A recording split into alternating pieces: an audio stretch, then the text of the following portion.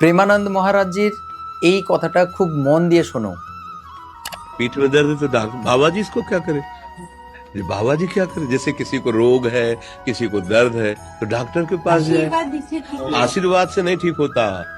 देखो बस वही समझ में नहीं आता, इसी भटकाओं में सब भटक रहे हो। সোশ্যাল মিডিয়াতে তুমি অনেক এরকম ভিডিও পাবে যেখানে বিভিন্ন ভণ্ড বাবাজিরা যারা ঝাড়ফুঁক দিচ্ছে, তুকতাক দিচ্ছে, এটা খাইয়ে দিচ্ছে, ওটা খাইয়ে দিচ্ছে, দিয়ে বলছে যে রোগ অসুখ সমস্ত কিছু ভালো হয়ে যাবে। কিন্তু মজার ব্যাপার হচ্ছে অনেক উচ্চ শিক্ষিত ব্যক্তিরাও ওনারাও ওই সকল বাবাজিদের কাছে গিয়ে ওনাদের শারীরিক সমস্যার সমাধানের পথ খুঁজছেন।